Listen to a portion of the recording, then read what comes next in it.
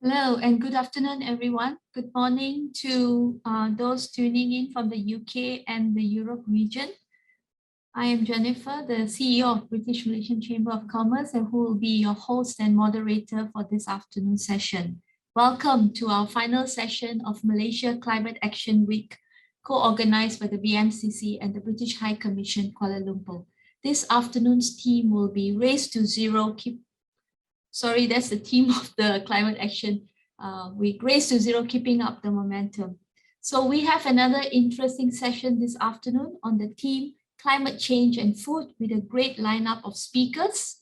Food is definitely a favorite conversation among everyone, especially Malaysians. However, we cannot deny arising issues on food wastage and food security, which will be the topic of this afternoon's discussion and its impact to climate change. I'm sure all our speakers will have an interesting insights to share with us, especially on their efforts in combating food wastage and the impact to climate change. Before we start our session, a request for the Q&A part. We welcome questions from the audience very much. If you have any questions to ask our speakers today, please do send them via the Q&A function box that you see on your screen. So without further ado, let me introduce our first speaker for this afternoon, Dr. Chiew Foan. Dr. Chiew is an associate professor for the School of Business Sciences, Biosciences, Faculty of Science and Engineering, University of Nottingham, Malaysia. She's also the co-director of Future Food Beacon Malaysia, which I won't share much because I'm sure Dr. Chiew will be sharing with us all. So without further ado again, may I invite Dr. Chiew to do your presentation. Dr. Chiew? Thank you, Jennifer, for the introduction. First of all, I would like to thank the organizer for inviting me to present in this event. We all know that the world is faced with many challenges, of which the three most pressing challenges are climate change, COVID-19 pandemic, and food security. All these three challenges are interlinked with each other. For example, the change in climate condition will impact on the entire food system, including production, supply chain, consumption, and food loss and waste. In view of this, the University of Nottingham, Malaysia has set up a research center of excellence called Future Food Beacon Malaysia. So Future Food Beacon Malaysia was established in June 2019 with a vision of leading interdisciplinary research and knowledge exchange for agri-food, bioproducts, and sustainable palm oil in Malaysia. The center has three divisions, namely Sustainable Bioprocessing, led by Professor Shaw Paulo, Sustainable Oil Palm, led by Dr. Christina Supramaniam, and Sustainable Food System, led by myself. We have many collaborators, both locally and internationally, as you can see represented by the logos on the slide. We also have close working relationship with another similar organization in Nottingham, UK, known as Future Food Beacon UK.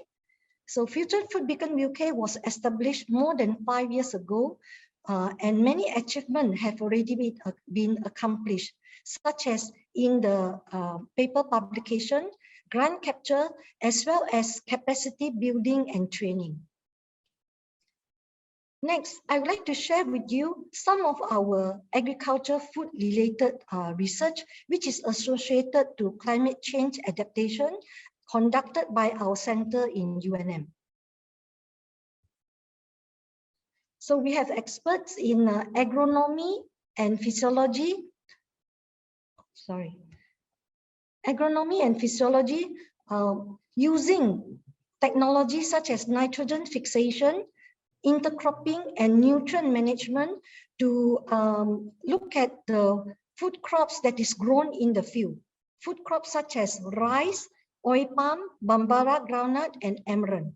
The group of researchers also look at various parameters of climate change, such as temperature, water, and carbon dioxide. We have also another group of researchers that look at the genetic improvement of crop plants, using crop diversification in order to ensure food and nutrition security on underutilized crops such as wheat bean, bambara groundnut, and amaranth. The group of researchers also use advanced biotechnological tools such as marker technologies and omics technology in order to identify stress-resilient crops on traits such as temperature and drought-resistant crop. So once those traits are identified, they can be mass-produced using another technology known as plant tissue culture or micropropagation, which can produce a large number of genetically identical crops. So we have another group of researchers look at minimizing post-harvest food loss. So some of the technology developed by the groups are using natural-based edible coating, for example, gum arabic and chitosan, in order to prolong the shelf life of fruits and vegetable products. The group also used centrifusion technology, which is a type of technology that makes use of active oxygen in order to eliminate microbial on the surface of the fruits. The group also has found out that some plant growth regulators, such as stress hormone, are able to prolong some fruits on the shelf. So because oil palm is a very important crop for Malaysia, we have a group of researchers that look at sustainable development of palm oil. So the group has developed a special microbial formulation technique which can be applied onto the oil palm plantation to be used as a fertilizer. The group also looked at the lignin biosynthetic pathway in order to examine the interaction between the microbial infection and the oil palm. In addition, the group also looked at the conversion of palm oil into biogas to be used as green energy. We have another group of researchers that look at using food processing technology to convert algae as an alternative food source. And the group also increased the production of microalgae in order to convert it into biofuel as alternative energy. Over the last 10 years, before the pandemic, food availability is secured in Malaysia, with 70% of the supply come from local production and 30% from the imported food. The 30% imported food is amounted to approximately 34.2 billion, which is a huge annually, so which is a huge sum of money, which we should cut down, especially in the face of pandemic. Fortunately, Malaysia is blessed with rich natural resources as we are strategically located at the 17 mega diversity center of the world with a huge variety of flora and fauna, which can be found in the jungle and in the villages.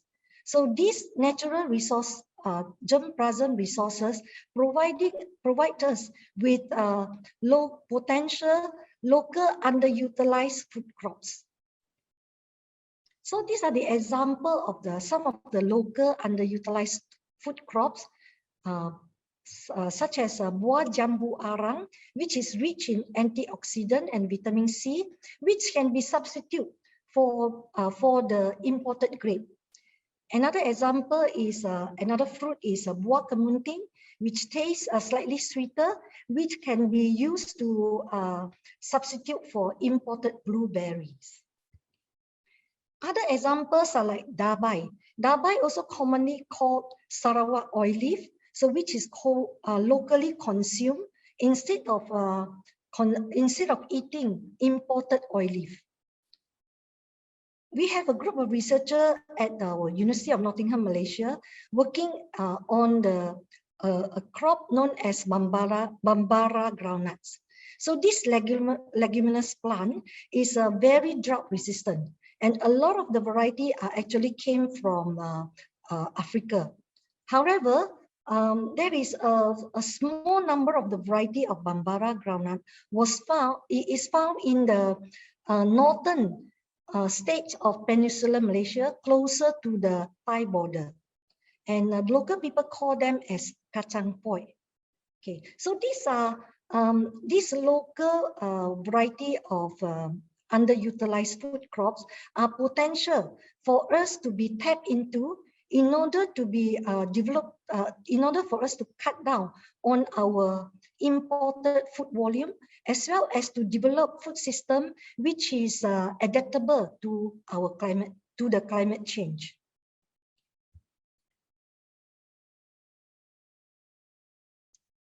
With that, I'd like to thank you for your attention.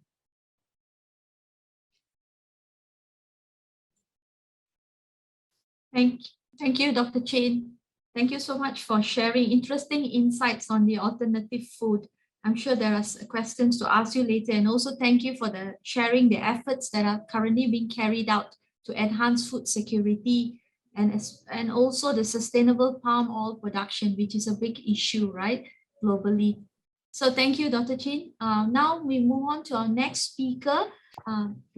We have with us, we are honored to have with us Suzanne Mooney. Suzanne is actually dialing in. She's on holiday in France, but she's so kind to dial in for us to speak at our webinar. So just a brief background on Suzanne. Due to Suzanne's husband's job in Kuala Lumpur, Suzanne decided to volunteer with UNHCR and saw there was a real need for food in some communities in Malaysia. So at the same time, knew that a lot of perfectly good food was being disposed every day. So with that was then when she founded the NGO, the Lost Food Project, along with some like-minded parents in her children's school. We are delighted to have Suzanne with us this afternoon. So I would like to invite Suzanne to deliver her talk. Suzanne? Good afternoon, everybody. Thank you very much, Jennifer and the BMCC, for inviting me to talk. It's a real pleasure to be with you all today. I wanted to basically share with you my experience and why I care so passionately about this area. How I'm going to do that is I want to have a little quiz with you, a bit of fun, because I do think that sustainability and food waste actually sounds like a really boring subject. It's sort of, you say the word sustainability and it kind of makes people fall asleep, but really it's so super important and vital. So kind of our job is to make it fun and interesting and engage people. So with that in mind, I'd like to invite you all to take part in a mini quiz. If there is a clear winner, I have a little prize I would like to give you, a very relevant prize. So if I can ask you all to look at the screen, and I'm going to do a mini quiz of just 5 questions. So if we can have question 1 on the screen. I'm not sure if everyone can see this on the screen. So you've got a few seconds. So the first question is, there are 800 million hungry people or starving people in the world. How many people could surplus food feed out of all those people? Is it 50%? Is it 100%? Or is there so much food that there's 4 times the amount of surplus food? Okay, interesting. The actual answer is C. There is so much surplus food in the world that it could fill every hungry person in the world 4 times over, which I find quite shocking. Question 2. How long can a boiled egg in its shell last in your fridge and still be good to eat? 1 day, 3 days, or 7 days? Oh, I'm really surprised so many of you got it right. It is 7 days. I think when I first started this, I would have said 1 day all those years ago, but I've learned so much on this journey I've been on with the Lost Food Project. Anyway, the next question is, Which portion of the world's woodlands and forests are chopped down in order to make food? Is it 50%? Is it 75%? Or is it 100%? Again, I'm very surprised. So many of you know the answer. It's actually 74%, but we'll take 75%, which I think is the fact that swung it for me. It made me realize what Dr. Chin was referring to earlier on about the interconnectivity of food waste with everything else that's going on in the world, particularly in terms of sustainability and our planet. So the next question, please. How much fruit and vegetables are grown but never eaten, i.e. they just become rotten and are thrown away? Is it 45%? Is it 65%? Or is it 85%? Okay, interesting. It's actually the lowest number. It's only 45%. But even so, it's just like a staggering amount of food that we're producing for absolutely no reason. All the resources that's gone into making that food and it's never eaten is just quite staggering. Next question, please. Our food supply chain is responsible for which percentage of global greenhouse gas emissions? Is it 4% of total greenhouse gas emissions, 34%, or 84%? Okay, half of you got that right. It's actually 34%. So over a third of all greenhouse gas emissions are actually caused by food production. So again, it's all about interconnectivity and how important the food supply chain is in the imprint that the footprint we're making on our planet. So I'm not sure if there's a clear winner. I'm sure someone can tell me, and if there is, there will be a prize coming your way. So, but anyway, let me move on to kind of the Lost Food Project itself. Obviously, you can see the importance of food, and the more you scratch the surface and you find out, I feel very motivated to do something about it, which is why we set up the Lost Food Project. So the first slide will show you a photograph of one of the charities that we give to. There's so many charities, but this is just one example of children who are often on just one meal or less a day that we're able to help. The next slide shows the inside part of one of our warehouses. We've got sort of 2/3 warehouses in operation at the moment, but we're looking to move to a much bigger single warehouse at the moment because there's so much surplus that's available that's coming in. You can see here that we're giving to over 73 charities, and we're feeding over 10,000 families in the PPR communities. And again, it shows our values are that we give to everybody in need, regardless of where you're from, your background, and it's, people who need it most are our priority. So we do not discriminate. The next slide will show you our impact. So we actually are only the tip of the iceberg. We collect such a little amount of food in the food supply chain in Malaysia, only a tiny, less than 1% probably of all the food that's available. But even so, since we've started, we've collected over 2.6 million kilos of food, which is over 8.5 million meals. And we've rescued or stopped 6.6 million kilograms of CO2 and greenhouse gases going into the environment and into the earth. The next slide is probably, I think, the most important slide of basically this deck, because people always ask me, what is lost food and how have you got it? What is it? And it's incredible. And again, it's only when you start working in this area do you understand how inefficient our food supply chain is. And it isn't anybody's fault, it's all our fault. It's a combined effort of human inefficiencies. So, for example, you saw yourself that 45% of fruit and vegetables don't even get eaten. And a lot of it is at farm level because there might be the wrong storage, or, for example, they might have an exclusive relationship with a supermarket where they can't sell to other people, or there's a problem with transportation, or there's monsoons, or there's hundreds of reasons. Again, ugly vegetables, people don't want to buy things that aren't beautiful.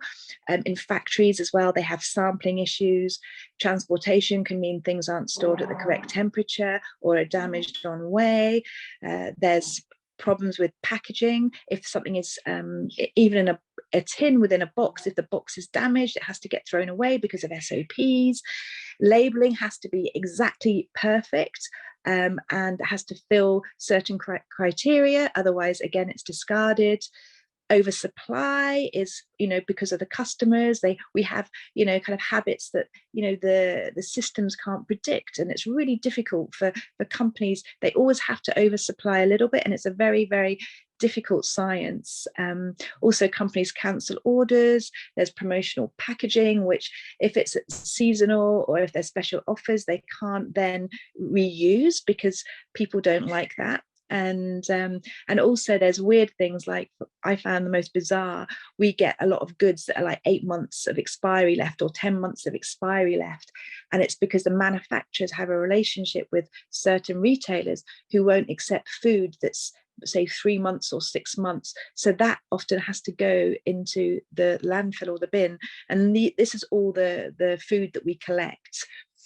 So the next slide, please, is showing you the areas that we work in. So at the moment we're working in Johor Bahru, we're working in the Klang Valley, and we're working in Penang, although we do work across different states with Orang Asli as well. The next slide shows the extent of the charities that we're helping. The diverse group of charities is the next slide. It shows that we're working with over 73, I think, charities now, and lots of different, the last column is the PPR communities, the B40 communities, across mainly Klang Valley and Johor Bahru even. And if anyone wants any of these details, I'm happy to share afterwards. The next slide will show our commitment to sustainability and education. We find it really, really key that we're sort of tackling some of the biggest issues that are going to be facing us over the next decade. COVID is a kind of dress rehearsal in many ways of some of the problems we're going to be facing with food insecurity and climate change. But with tackling food waste and food waste issues, we can really make a big difference. You saw yourself the statistics earlier on. And the next slide shows some of the companies we're working with, and you'll hear from two of them later on in this talk, Food Purveyor and Esteemed Dabiya. So we work with many different multinational companies and also local Malaysian companies, and we really, really need their support. We need to work in partnership to have any impact.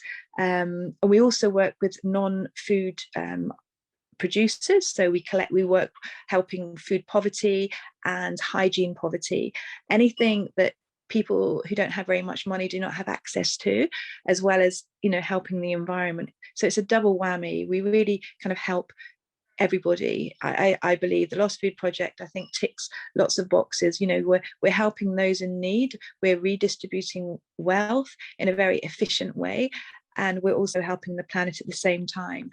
And many companies can do their part in this with us. So you don't have to be a food company, you don't have to be a producer of deodorant or shampoos to work with us. You can help us by partnering with us, which is obviously one of the key SDGs anyway, because as Dr. Chin said earlier on, it's all about kind of working together, partnerships, affiliations, and which is why we're so happy and proud to be members of the BMCC. The final slide I'm going to show you is how you can actually work with us if you're a company that wants to get involved. The key thing I would ask for, obviously, is always food.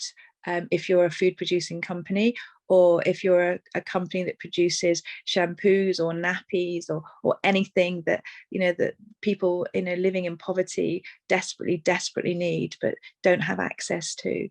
But if you're not, that we have some amazing metrics that we can give you back. We're working very much in this area at the moment. It's something we're mining very much, is looking at, giving, CO2 figures, giving, impact figures. So for example, for every £1 that is donated to the Lost Food Project, we know that can provide 5 meals. And in total, since we've started, we could know that of all the food that has been collected, we have provided over 40 million ringgits worth of food to people, and all this food would otherwise be in landfill, going into the rivers, going into the land. And remember, this degrades the land. This causes problems. It means when these gases go into the land, it means the land cannot be used again. And it's just so bad for the environment. It goes into the air. It just hits food security on so many levels. So we can all help by coming up with partnerships and ways in which NGOs like ourselves can be supported in order to try and continue a circular economy. So if any organizations want to be involved, get involved with us, have volunteer days. We have lunch and learns where we send our teams into companies to do quizzes, to have campaigns, to get people involved and excited, because it's a really, really important issue. And we try to make it fun, but there's obviously lots of serious issues that together we need to address to make the change that's needed. So with that, again, the one thing I will say, that every £1, it's 5 meals, but it's also almost 4 kilograms of CO2, which I think is 2 bathtubs. No, sorry, it's 8 bathtubs of CO2 if you want to visualize it. I don't want to take up too much of everyone's time because I could go on for hours, believe you me. I've lived and breathed the Lost Food Project the last 6 years. But if anybody would like to get in touch afterwards, I'm more than happy to talk to anyone individually, or please contact our team to see how you can work with us. And with that, I will hand over to Jennifer and look forward to some questions later. Thank you, Suzanne. Thank you for the interesting facts that you shared in your quiz. Suzanne, we do have a winner for your quiz. If you have seen the chat box, it's I haven't, but I'm going to have a look now, or you can tell me. All right. Oh, why don't you do the honors? Can you see it? I can. I'm on my my little phone at the moment. Oh, okay. It's another Jennifer Schwalbenberg. Schwalbenberg. Sorry, Jennifer. Yeah, I can see. And I'll say that she got 80%, which is really, really high, but it just shows you the amount of all of us, same as me, when at the beginning I knew so little about food waste. So I think brilliant on you, Jennifer, and I'm happy to get your contact details and send you a prize. All right. So thanks, Suzanne, for the prize, and I'm sure Jennifer will have an interesting time reading the book. And congratulations to Jennifer. So actually, it's really eye-opening to see the reasons for the lost food or foods to thrown in the bin, even incorrect labeling. That's such a waste, right? And also the deals with the manufacturer. So you have done a great job, actually. It's an amazing idea, right, that you have put together, and it's going on so well. And we are proud to support, the Lost Food Project as our CSR partner. So with that, I would like to go to our next part of the session, our webinar today, which is to call upon the speakers, our esteemed speakers, to share about their success stories. And both of them both their organizations work with the Lost Food Project. So we have with us today Dr. Haja Yatila Zainal, the CEO of Yayasan Dabiya, and Ms. Shafina Shahabuddin, the head of PR and CSR of the food purveyor. So a quick background on both our speakers, but first about Dr. Yatila, who is the CEO of Yayasan Dabiya, or the Dabiya Foundation, a position which she has held for more than 11 years. I know she's very passionate about what she does.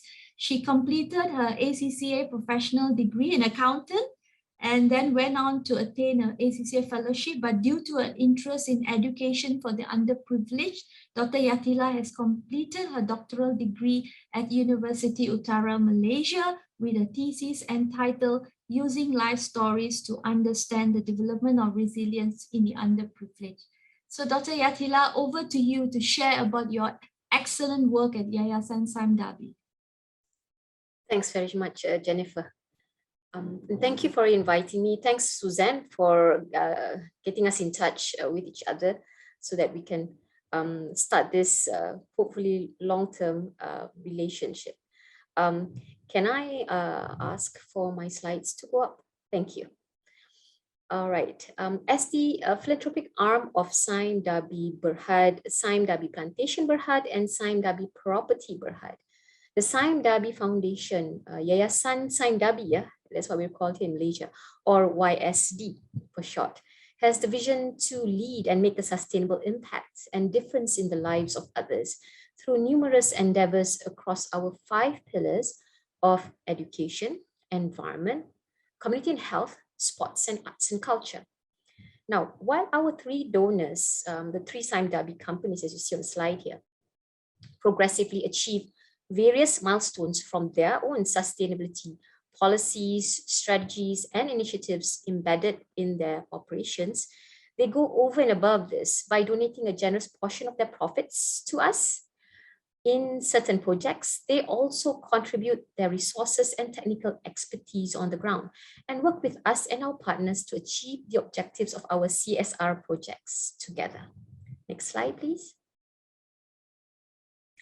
Now, under our environment pillar, we invest in a sustainable environment for future generations. That's a very huge scope.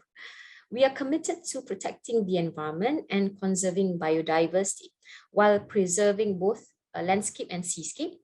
Vulnerable and endangered flora and fauna species are prioritized, as well as the preservation of forest reserves and marine parks. The foundation also supports world-class scientific research. I'm going to touch on a bit with the Nottingham University after this, with the aim of translating research findings into action while developing highly capable local scientists, researchers, and custodians.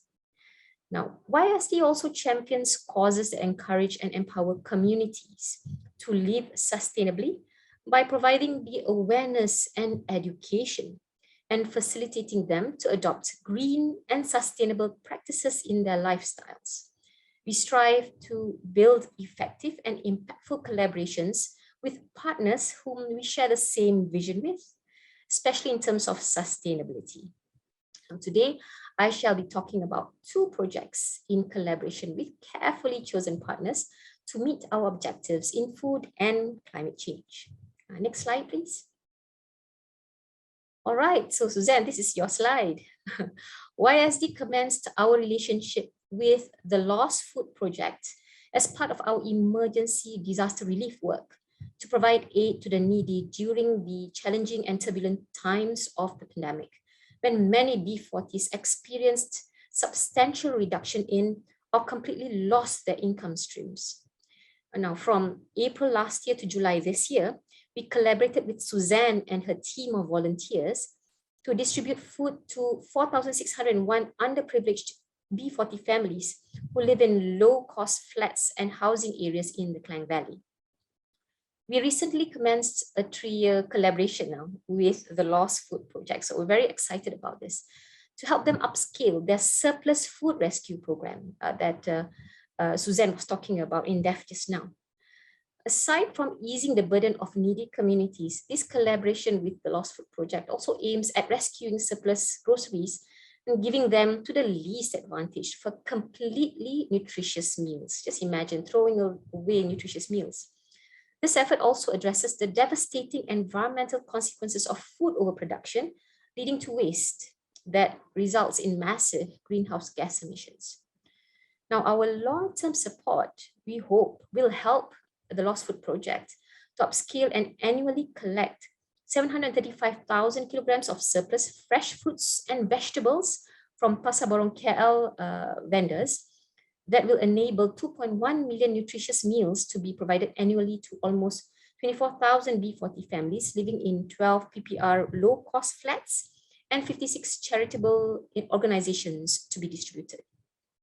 This is also towards the prevention of 1,837,500 kilograms of greenhouse gas emissions annually from food waste.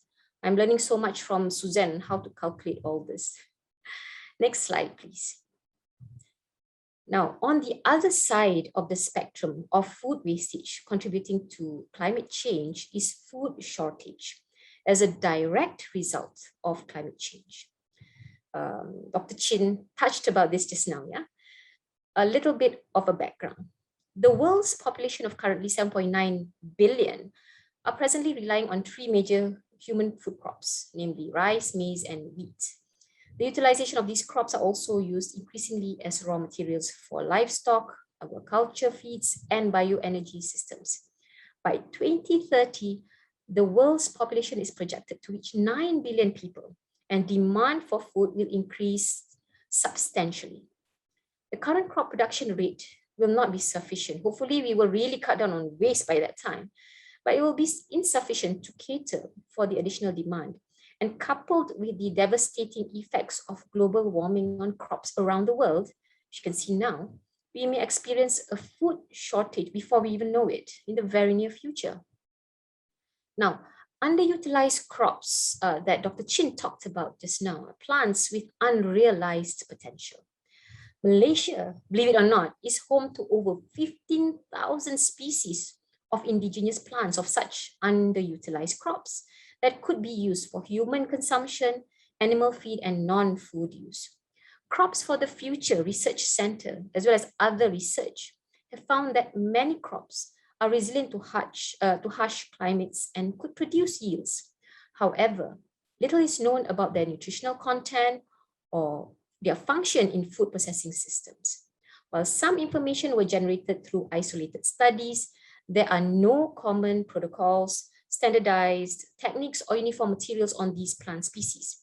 Therefore, we came in to sponsor the first phase of Assess Crop, that's the name of the project, in collaboration with Crops for the Future to fill these gaps, while also developing 10 novel food products from underutilized crops, some of those crops that Dr. Chin mentioned just now, actually. Now, currently, today, we are collaborating with University of Nottingham, Malaysia's School of Biosciences in Assess Crop Phase 2. That continues the work of Crops for the Future and focuses on research and capacity building. We'll continue to do that while including more nutritional parameters and features to improve the underutilized crops capacity and usability.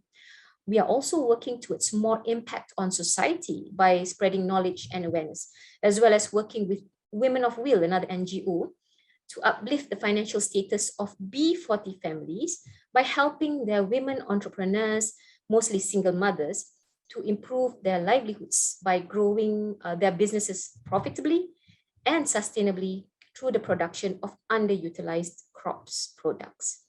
We hope that by achieving the deliverables from these two projects with the Lost Fruit Project as well as Nottingham University I just shared with you, we shall be closer to achieving the targets of SDG 1, ending poverty, SDG 2, ending hunger, achieving food security and improving nutrition, SDG 12, responsible consumption and production, and SDG 13, climate change action. Thank you.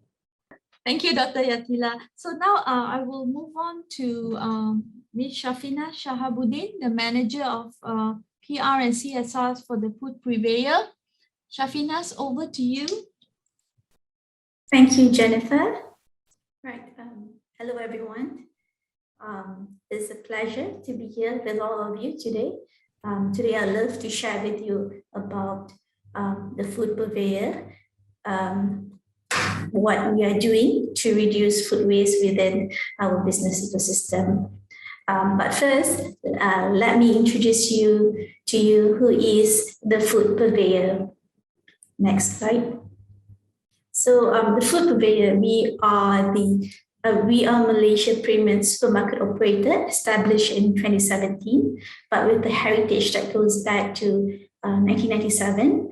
We are currently operating 5 supermarket brands. They are Village Grocer, Big, BSC Frank Foods, Pasaria OTK, and Leisure Grocer.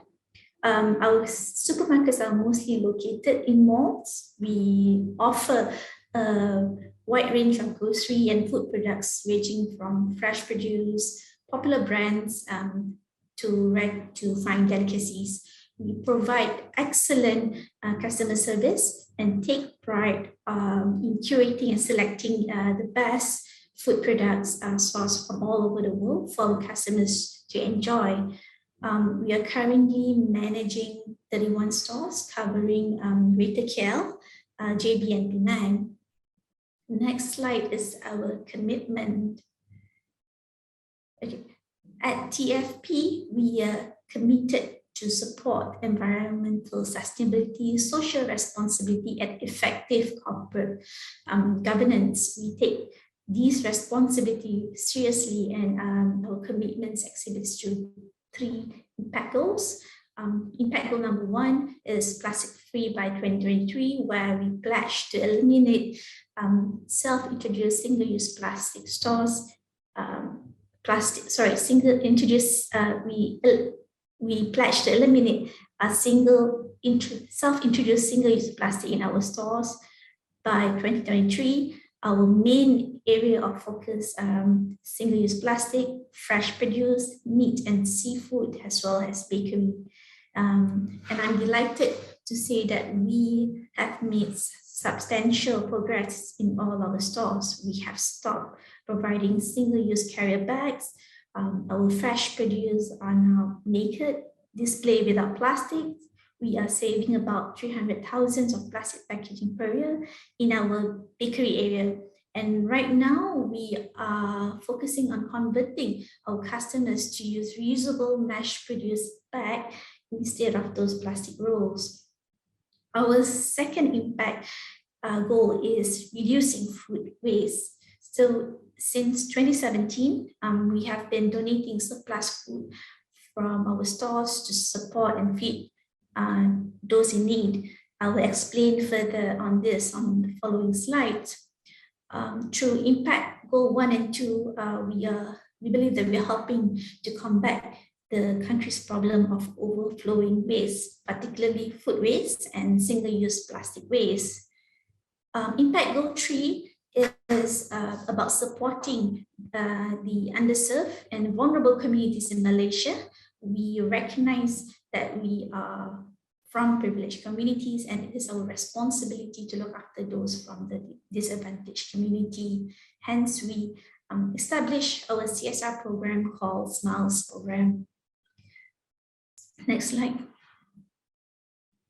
So what are we doing to tackle food waste? What are we doing within our capacity to prevent food from ending up in the landfill that can lead to greenhouse gas emissions? The first step that we do is prevention, which is the most preferable option. We reduce the amount of unsold food by exercising good product management. We have a centralized ordering system with AI and a dedicated team to order what is needed. We are constantly monitoring to improve our forecasting and planning to keep our supply and demand in balance. And also we are constantly communicating with our suppliers to reduce amount of waste generated by stores. For supermarket, temperature is very important. Selecting the right temperature is the key to prolong the product shelf life. So we are very, very particular on looking after our fresh produce and products. We even go as far as putting a blanket on our leafy vegetables in the stores with towel at night to maintain the freshness. Following is reduce to clear. We give discounts from 30% to 50% on soon to expire products so that nothing goes to waste. So as a result, about 85% of our products are sold to customers, with 5 to 10% on reduced to clear category and 5% to food NGO. So the next phase is redistribute, which is our last resort. So we have a strategic partner, which is the Lost Food Project. We established our partnership with them, with the LRP, since 2017. We donate our surplus food to them, and they also help us to support and feed more than 70 charity homes and low-income earners in Malaysia. To date, we have managed to rescue about 47 tons of surplus food, equivalent to providing more than 134,000 of meals.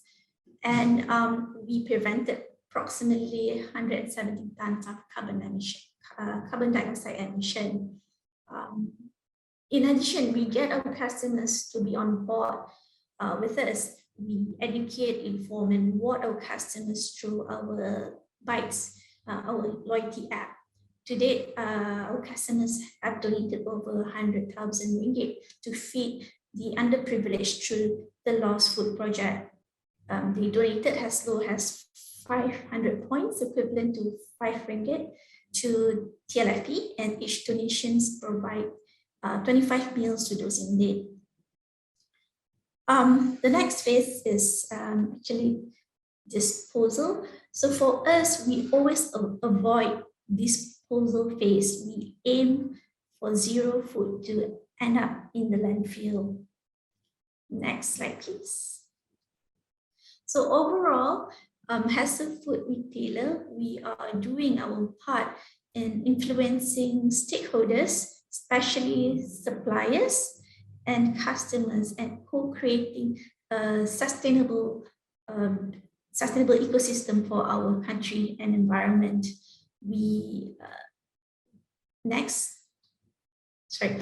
So we are delighted to say that we are one of the operators that is persuading its suppliers and customers to adopt better behavior. That's all for me. Thank you. Thank you, Shafinas. Thank you. I must say congratulations and well done to the food purveyor for taking the lead to minimize, in use of plastics within your business. It's really a job well done for taking the lead. So now, ladies and gentlemen, we will move on to the Q&A session. Unfortunately, we have very limited time. So I will take one or two questions only. So for all the panelists or all the speakers, may I ask all the speakers to turn on your cameras? Okay.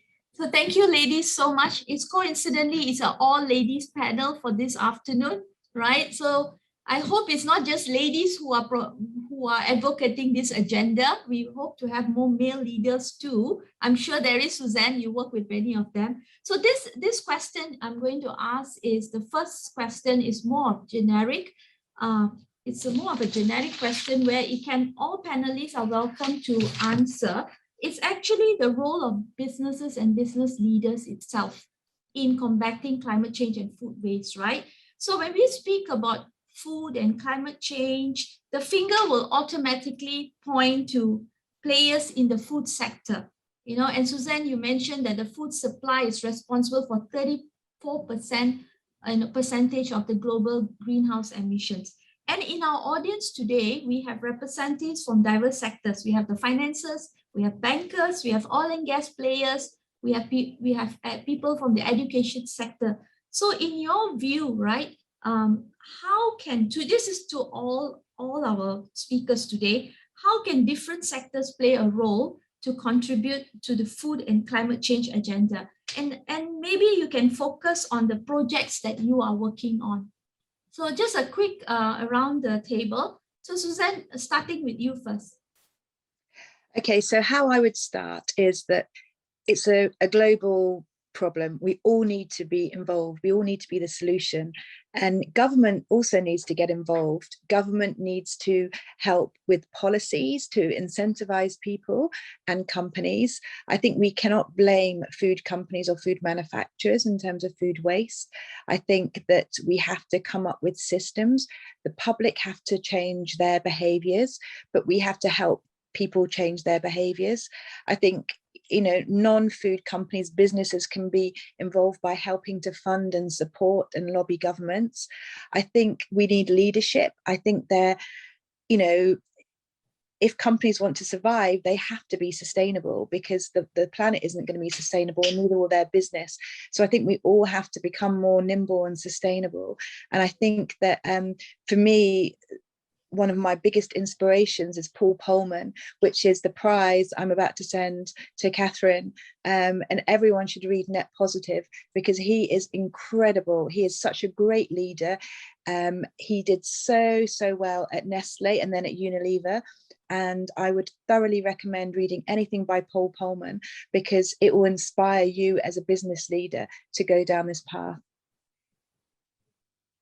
Thank you, Suzanne. Would any other speakers would like to add to Suzanne's comment? Dr. Chin, what about yourself from the educator's perspective?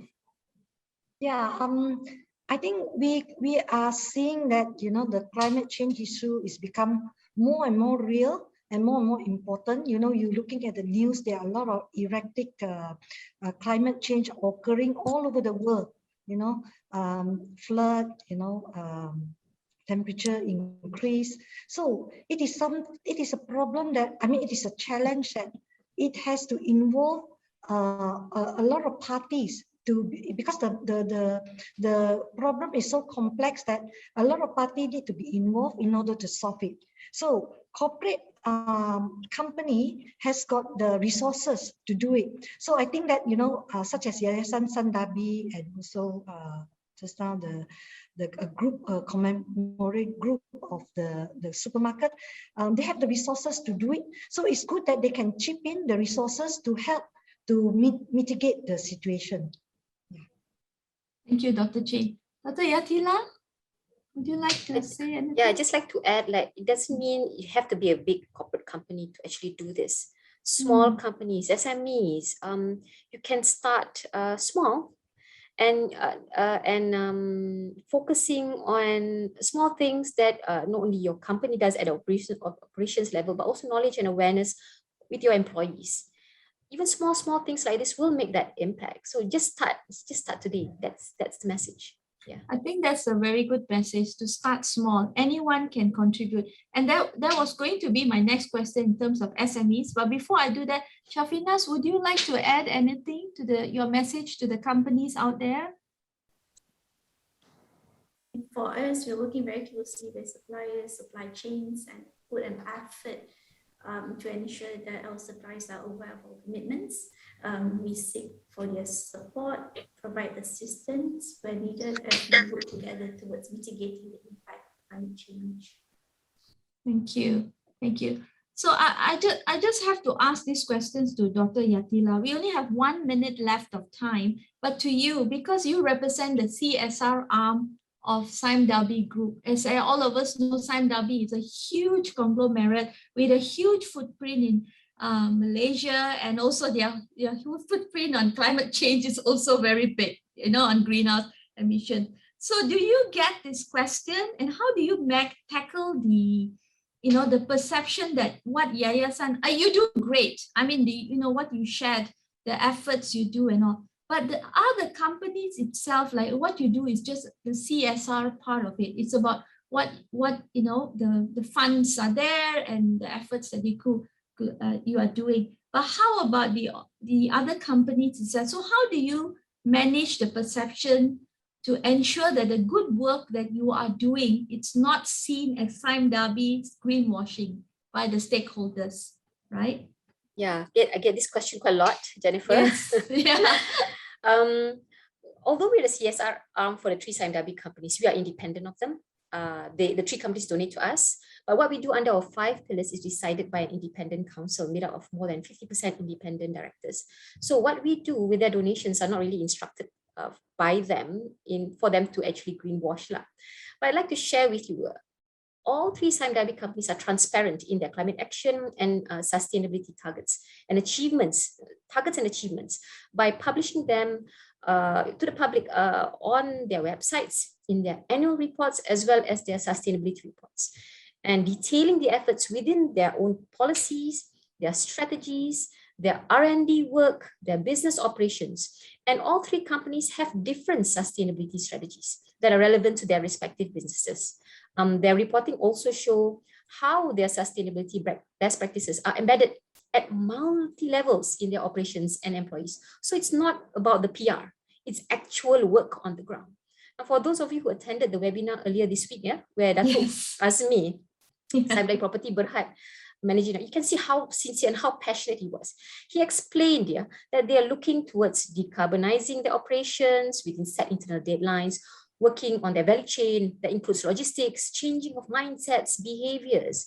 And if you look on their website, they also report to ensure that they are reducing greenhouse gas emissions through their initiative called the Carbon Footprint Project within the project. So they do that. Dabiya Plantation as well. You just look at their website. They're making loads of efforts to minimize the environmental impact through the restoration of degraded land, protection of habitats, and emission reductions, as well as through the efforts to drive deforestation out of the supply chain totally. These are integral contributors to the SDGs.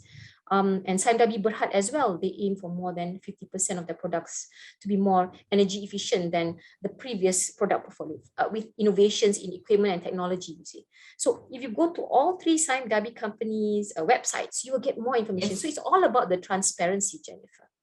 Yes, I agree. And the reason I asked you this question is also a good example of how a company can do both. Can do, what they do with the money to give it out. As if you have more, you do the CSR work. And to start from internally, the internal processes is that just as the food purveyor has done, started to do within your organization itself. And earlier, all of you said that, companies can take a small step. The first, be leaders and make that change. So really, ladies, thank you so much for your time today, for being with us. And unfortunately, we have come to the end of the webinar session. So thank you so much. And I think you have given good insights to the audience. And hopefully we continue to work together in this journey. So with that, ladies and gentlemen, we have come to the end of our webinar, as well as the final session of the Malaysia Climate Change Week. So I hope you found all the sessions insightful and broaden your perspectives. It's been a great pleasure and a delight to organize this week's sessions under the Malaysia Climate Change. On behalf of the BMCC and the British High Commission Kuala Lumpur, we would like to thank our sponsors, Climate Action Partners, DDG, CAP, HSBC, IMUDA, ICAW, and Smith & Nephew, 17 supporting partners for helping us make up Climate Action Week a success, and not forgetting all our 36 speakers who have joined us this whole week to to promote this agenda, to raise awareness, and to help us make this initiative a great success. We are not stopping here. We are continuing our journey with the BMCC pledge. And I'm proud to share that 24 companies have already signed up to pledge, including Dabiya Property, right? So we look forward to working with many more organizations. If you want to know more about the pledge, as well as other green initiatives of the BMCC, do get in touch with us, or you can visit our microsite, which is, I think it's there, climateactionweek.bmcc.org.my. So with that, thank you very much. The time is now to start. A small step can lead to big changes. Together, we can make a difference. So with that, once again, I hope you found the session insightful. Take care and stay safe, and have a lovely weekend, everyone. And thank you again to all our speakers.